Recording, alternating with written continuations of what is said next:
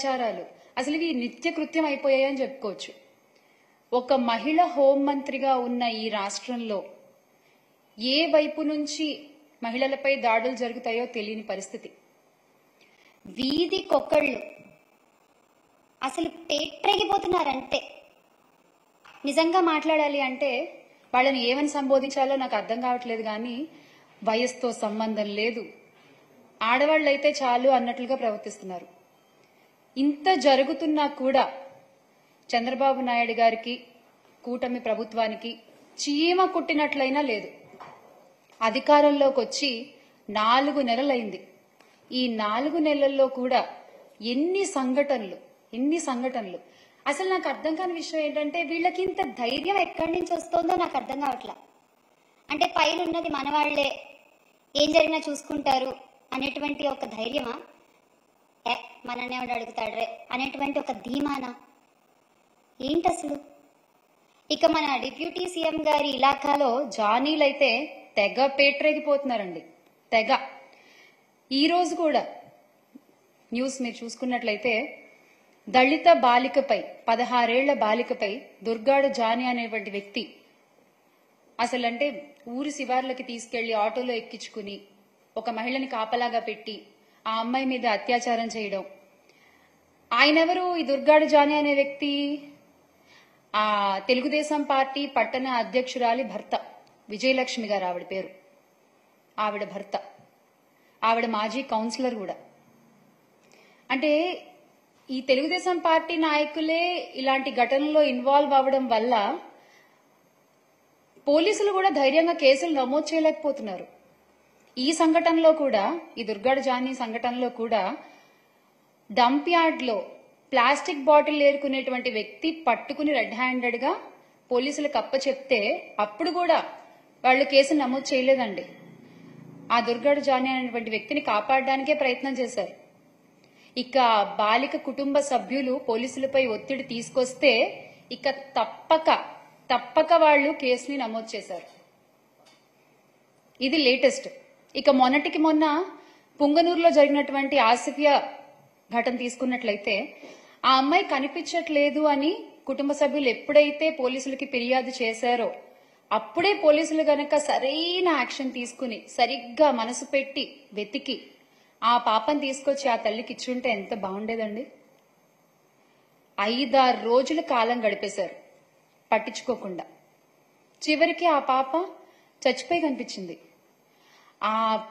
ఆ తల్లి పడేటువంటి ఆ కడుపు కోత ఎలా ఉంటుందో ఒక తల్లిగా నేను అర్థం చేసుకోగలను. అంటే ఏం లేదు, చిన్న బాధ. ముందే ఒక్క అడుగు ముందే ఉంటే పోయిందేంటి, ఏముంది, ఒక తల్లి కూతురు కలిసేవాళ్లు కదా అనేటువంటి ఒక బాధ, అంతే, అంతకంటే ఏం లేదు.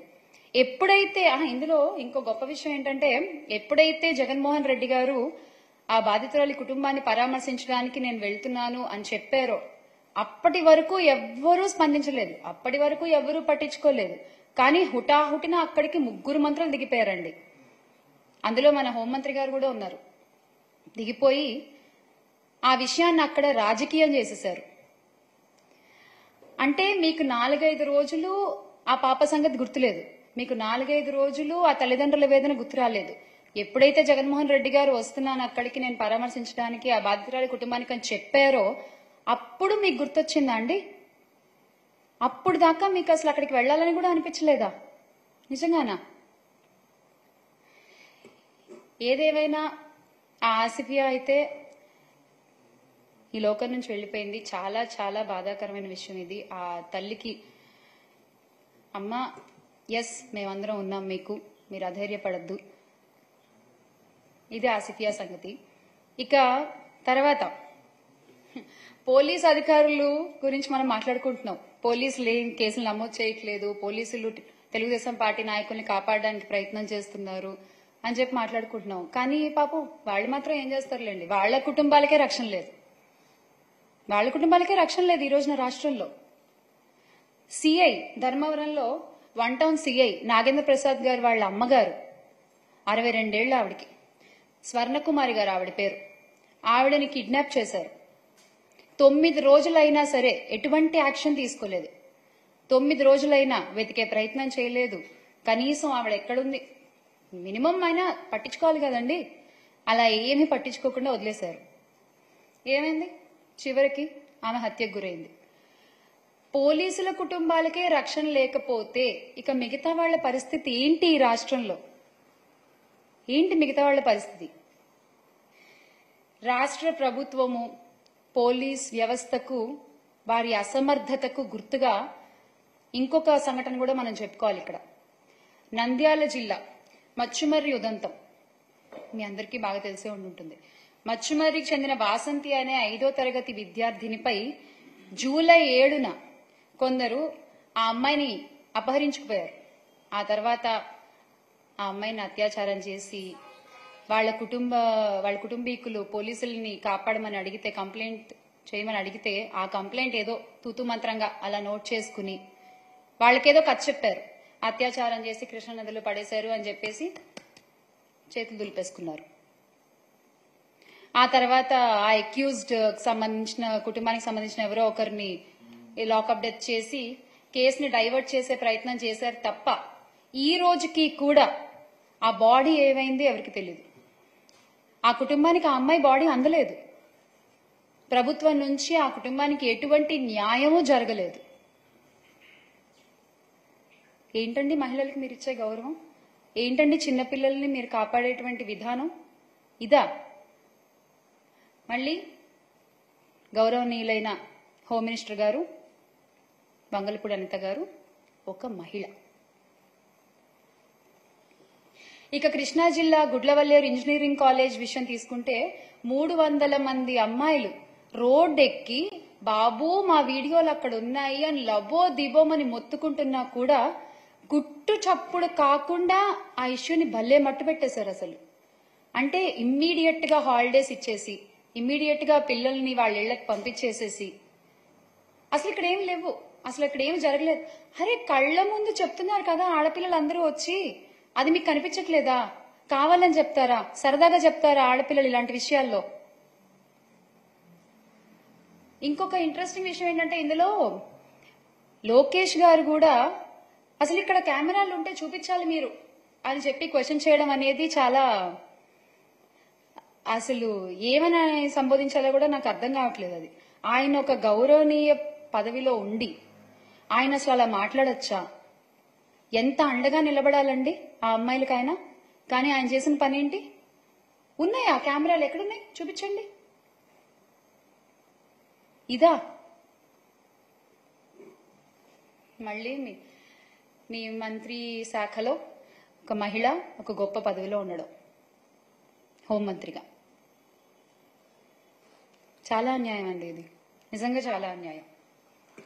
ఇదే జగనన్న ప్రభుత్వంలో తీసుకున్నట్లయితే క్షేత్ర స్థాయిలో మహిళలకు, చిన్నారులకు, బాలికలకు జగనన్న ప్రభుత్వం అండగా నిలబడింది. దిశా చట్టం ద్వారా ఆ దిశా లక్ష్యాన్ని ఇమ్మీడియట్ గా చేరుకోవడానికి మొబైల్ పోలీసు వ్యవస్థ, మహిళా పోలీసులు, వాలంటీర్లు అందరూ ఒకరికొకరు చేదోడు వాదోడుగా ఉంటూ అసలు ఇలాంటి సంఘటనలు జరగకుండా అడ్డుకునేవారు. జరిగినా ఇమ్మీడియట్ యాక్షన్ తీసుకునేవాళ్లు. బాధితులకి న్యాయం జరిగేది, తప్పు చేసిన వాడికి శిక్ష పడేది. అంత గొప్ప వ్యవస్థని మీరు భ్రష్టు పట్టించారు. అడ్డు అదుపు లేకుండా ఈ రోజున నేరగాళ్లు చెలరేగిపోతున్నారు. ఎందుకు ఆగుతారు? ఇలాంటి గొప్ప గొప్ప వ్యవస్థలు ఉన్నప్పుడు వాటిని అలా ఉంచితేనే మంచిదేమోనండి. ఏమో నాకు అనిపించింది నిజంగా ఈ రోజున. ఇక తప్పుడు ప్రచారాలు, అభూత కల్పనలు సృష్టించి ఆ నీడలో చంద్రబాబు గారి ప్రభుత్వం తప్పించుకోవాలని చూస్తున్నారు. ప్రతి విషయంలోనూ అలాగే చేస్తున్నారు. ఏమనుకుంటున్నారు? ఎవరు చూడట్లేదు అనుకుంటున్నారా? లేకపోతే చూసినా పట్టించుకోవట్లేదు అనుకుంటున్నారా? ఎవరు అడుగుతారులే అనుకుంటున్నారా? ఏమనుకుంటున్నారు మీరు అసలు? అసలు ఇదంతా ఎందుకండి? నాదే అసలు ఒక పెద్ద ఉదాహరణ. గుడ్లవల్లేరు ఇవన్నీ పక్కన పెడితే నాదే ఒక పెద్ద ఉదాహరణ. నా కేసు తీసుకుంటే నా గురించే ఇప్పుడు నేను మాట్లాడుతున్నాను, ఎవరి గురించి సంబోధించట్లేదు ఇక్కడ. ఏ రోజునైతే జగన్మోహన్ రెడ్డి గారు నన్ను అధికార ప్రతినిధిగా నియమించారో, అనౌన్స్ చేశారో, ఆ రోజు నుంచి మానసికంగా ఎంత కృంగదీయాలో అంతా కుంగదీసే ప్రయత్నం చేస్తున్నారు. లోకేష్ ఫేక్ న్యూస్ ఫ్యాక్టరీ వాళ్ళు, తెలుగుదేశం పార్టీ కార్యకర్తలు, అమెరికాలో ఉండేటువంటి తెలుగుదేశం పార్టీ అభిమానులు, కొన్ని అయితే అఫీషియల్ తెలుగుదేశం పార్టీ హ్యాండిల్స్ నుంచే అసభ్యకరమైన మెసేజ్లు. ఆ పేపర్లు కూడా నేను మీకు ఇప్పుడు చూపిస్తాను సార్, ఒకసారి చూడండి. ఆ గ్రూప్ ఏంటండి? ఆంధ్ర రాష్ట్ర రాజకీయాలు గ్రూప్. ఆ గ్రూప్ లో చూడండి, నా నెంబర్ని అఫీషియల్ గా పెట్టేసి ఆ మెసేజ్ చూసారా మీరు? నేను నా నోటితో చదవలేను. ముంజని తగులుకోండి, బ్లడ్ దారలు కట్టాలా, చెవుల్లోంచి వేరేగా అనుకోవద్దు అంట. ఏంటండి అసలు ఆ పదజాలం? ఏంటండి ఆ మాటలు? ఇలాగా మీరు మాట్లాడుకునేది మీ గ్రూపుల్లో, మీ తెలుగుదేశం పార్టీ గ్రూపుల్లో మీరు మాట్లాడుకునేటువంటి భాష ఇలా ఉంటుందా? నాకు తెలీదు ఇప్పటిదాకా. ఇక తర్వాత చూడండి, ఆ రోజు నుంచి నాకు వచ్చేటువంటి మిస్ కాల్స్ అన్నమాట ఇవి. ఇంకెత్తడం మానేసా నేను అసలు. ఎన్ని కాల్స్ రోజుకి తక్కువలో తక్కువ 900 కాల్స్ అండి. అది తక్కువ. ఈ ఐకమత్యం చక్కగా నేరాలు చేసిన వాళ్ళని పట్టుకోవడంలో చూపించుంటే ఒక్క అమ్మాయి కూడా బలయ్యేది కాదు, ఒక్క తల్లికి కూడా కడుపుకోతుండేది కాదు. నిజంగా నాకు అనిపించింది నేను మాట్లాడుతున్నా ఇవాళ. అలాగే చూడండి, అక్కడ మీరు చదవచ్చు టెక్స్ట్ మెసేజ్లు అన్నమాట అవి. నాకు ఫోన్ ఎత్తవే, ఇంకా సైలెంట్ లో పెట్టేస్తాం కదా, ఫోన్ ఎత్తవే అంటూ మెసేజ్లు. ఇటుపక్క చూస్తే అసలు ఎవరో కూడా తెలియదు. మళ్ళీ అడ్వకేట్ అంట ఆయన, అదిగో చూడండి, జగదీష్ అడ్వకేట్ అంట. ఆ నెంబర్ కూడా చూడొచ్చు మీరు అక్కడ, 9441950333. డబ్బులు ఎంత తీసుకున్నావు, what happen to the amount, ఇది వాళ్ళు మాట్లాడేది. సార్ నెక్స్ట్ స్లైడ్ కదా ప్లీజ్. సో చూడండి ఆ మెసేజ్ చూడండి ఒకసారి. అసలు నా భర్త గురించి మాట్లాడే హక్కు మీకు ఎవరిచ్చారు? నా ఫ్యామిలీ గురించి మాట్లాడే హక్కు మీకు ఎవరిచ్చారు? అంటే ఇంకా మీరు ఎంత వరకు వెళ్తారో అంతవరకు ఎండ్ అనేది ఏముండదా మీకు? అసలు ఇంకా ఎడ్జ్ అనే పాయింట్ ఏముండదా మీకు? ఇంకా నోటికి ఎంత వస్తే అంత మాట్లాడడమేనా అసలు? నేను ఇక్కడ చాలా క్లియర్ గా నెంబర్స్ కూడా చెప్తున్నా చూడండి. ఈ నెంబర్ కూడా మీరు చూడొచ్చు, 9966929946. ఆ భాష చూసారా మీరు? ఇది చూడండి, పైసా శ్యామల ఎందుకు ఇలా మాట్లాడుతున్నావు, నీకెందుకు రాజకీయాలు, డూప్లికేట్ దానా, నాకెందుకు రాజకీయాలా? అవునా, తెలుస్తుంది ఎందుకో మీకు త్వరలో. కొంచెం జ్ఞానంతో ఆలోచించు, నువ్వేంటో 100 మందికి తెలుసు. నీ హోటల్ సీక్రెట్, ఓటమి ప్రభుత్వం వచ్చి 4వ నెల. అసలు ఏం మాట్లాడుతున్నారు? మాట్లాడి వాళ్ళు పెట్టేదానికి వాళ్ళకే ఒక్కోసారి నాకు అనిపిస్తుంది అసలు. అంటే ఇంకా అర్థం చేసుకునే వాళ్ళకైతే ఏమైనా చెప్పొచ్చు, ఇలాంటి వాళ్ళకి ఇంక మనం ఏం మాట్లాడతాం చెప్పండి? ఇవి వాళ్ళు పెట్టే మెసేజ్లు. నాకు ఒక అఫీషియల్ హ్యాండిల్ ఉంది ట్విట్టర్ లో, జేపీఆర్ యువగళం. మన లోకేష్ గారి యువగళాన్ని స్ఫూర్తిగా తీసుకుని పెట్టినటువంటి పేజ్ అనుకుంటా అది. సో ఆ యువగళంలో డైరెక్ట్ గా ఇక్కడ చూస్తే నా నెంబర్ అలా పెట్టేశారు అంతే. పెట్టేసి this is just to bring this to your notice if you weren't aware, ఇది శ్యామల నెంబర్ అని పెట్టేశారనమాట. పాపం నాకు ఎవరో ఒక ఆయన మంచి వ్యక్తి, మేడం మీరు పోలీస్ కంప్లైంట్ ఇవ్వండి, ఇలా ప్రైవసీని భంగం చేస్తూ నెంబర్ పెట్టడం తప్పు ట్విట్టర్లో ఆర్ ఎనీ సోషల్ మీడియాలో అని చెప్పి పాపం ఎవరో ఒక ఆయన నాకు పంపించారు. ఇంకా అటుపక్క కూడా మీరు చూస్తే ఎన్ని మెసేజ్లు, ఆ నెంబర్స్ కూడా I really want to show the numbers. ఆ నెంబర్స్ ఏంటి? ఎస్, మీరు మీ రెడ్ బుక్ లో ఏం రాస్తున్నారో నాకు తెలియదు, కానీ మీరు చేసేవన్నీ, రాష్ట్రంలో జరుగుతున్నవన్నీ ప్రజలు చూస్తున్నారు, దేవుడు చూస్తున్నాడు, దేవుడు రాస్తున్నాడు, ప్రజలు కూడా రాసుకుంటున్నారు. మీకు అన్నిటికీ సమాధానం చాలా త్వరలోనే దొరుకుతుంది.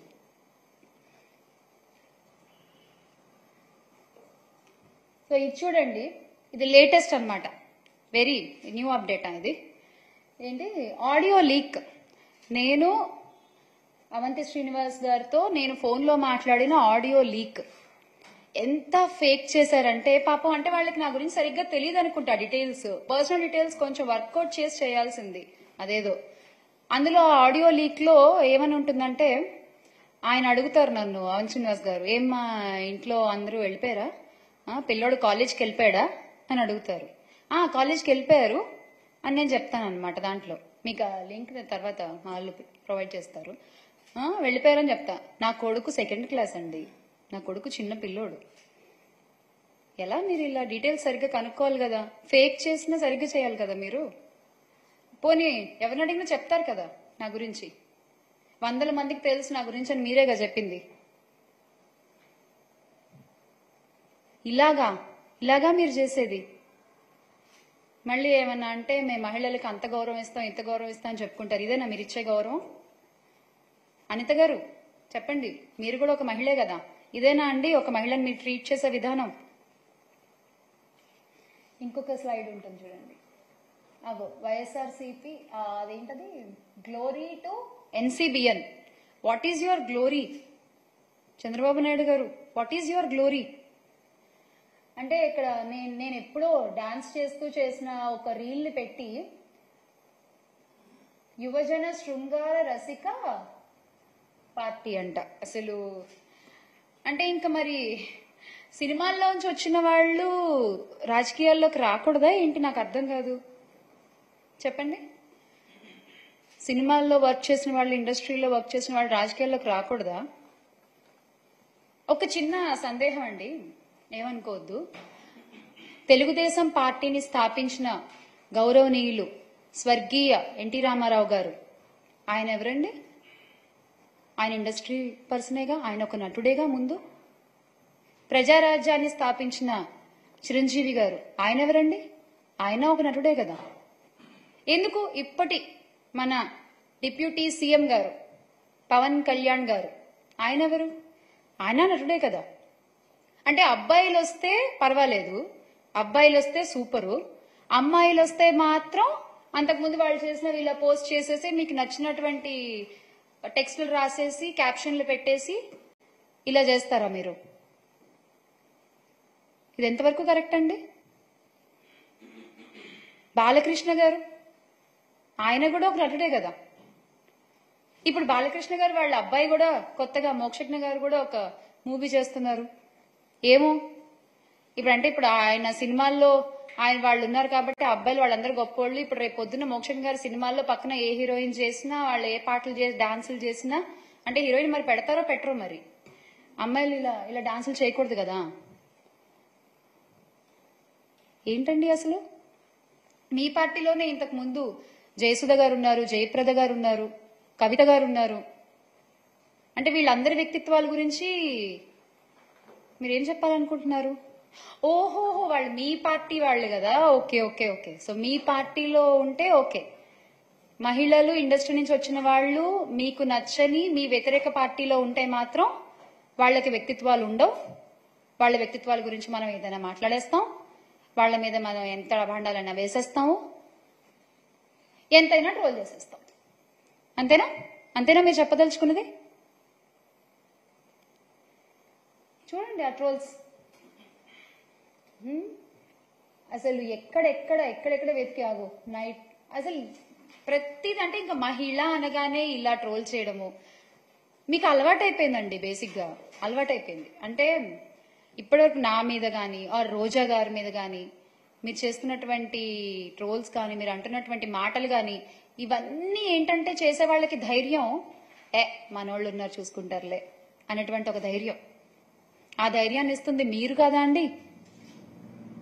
ఆ ధైర్యాన్ని ఇస్తుంది మీరు కాదా అని అడుగుతున్నాను నేను. ఇలా ట్రోల్స్ చేసే వాళ్ళకైనా, ఇలా సైబర్ క్రైమ్లు చేసే వాళ్ళకైనా, లేదా మహిళల మీద, బాలికల మీద, చిన్నారుల మీద ఇలా అత్యాచారాలు, అఘాయిత్యాలు చేసే వాళ్ళకైనా, హత్యలు చేసే వాళ్ళకైనా ధైర్యాలు ఇస్తోంది మీరు కాదా?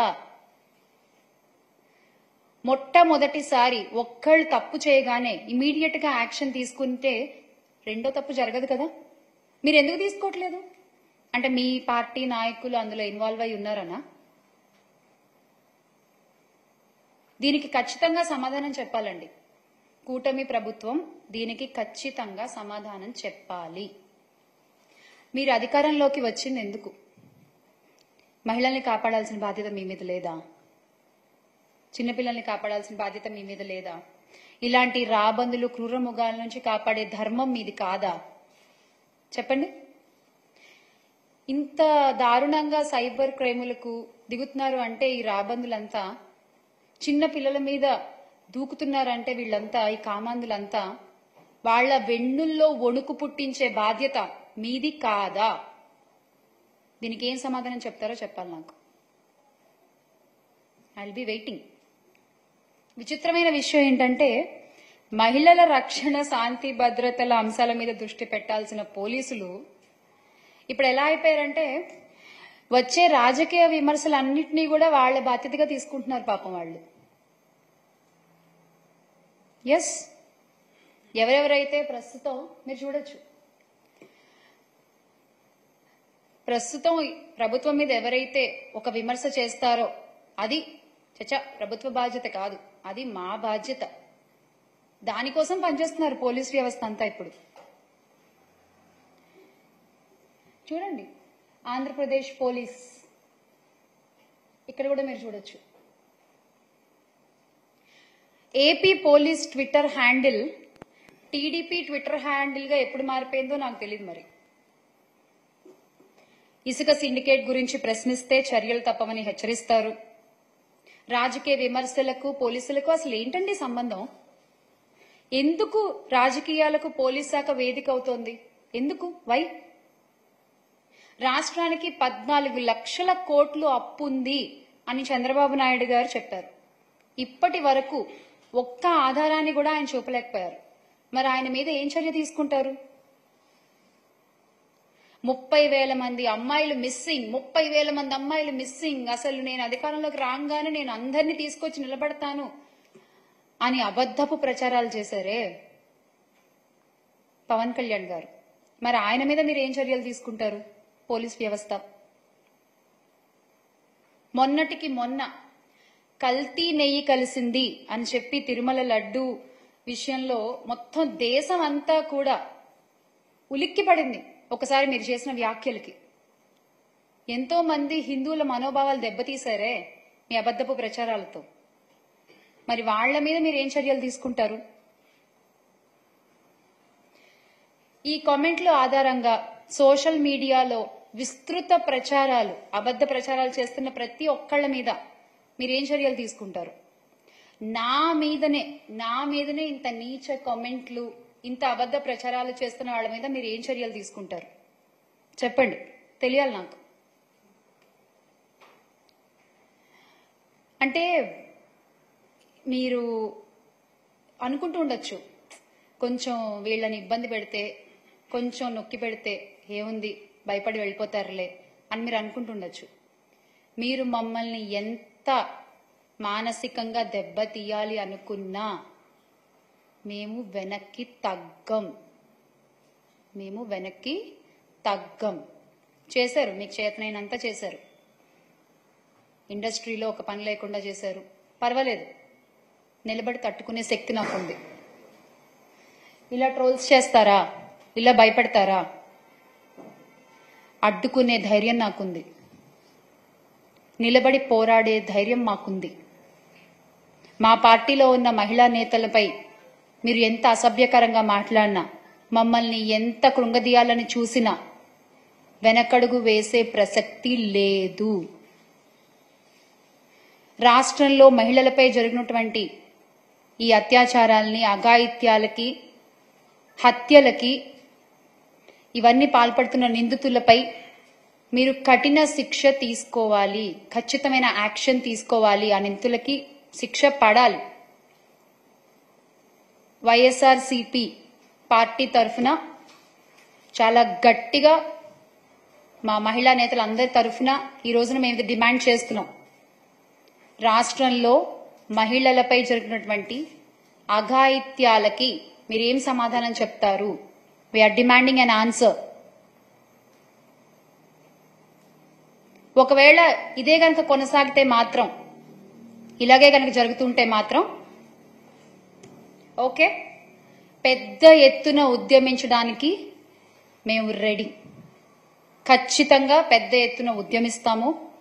మహిళలకి అండగా నిలబడుతుంది వైఎస్ఆర్సీపీ పార్టీ. ఎప్పుడు మేము అండగా నిలబడతాం.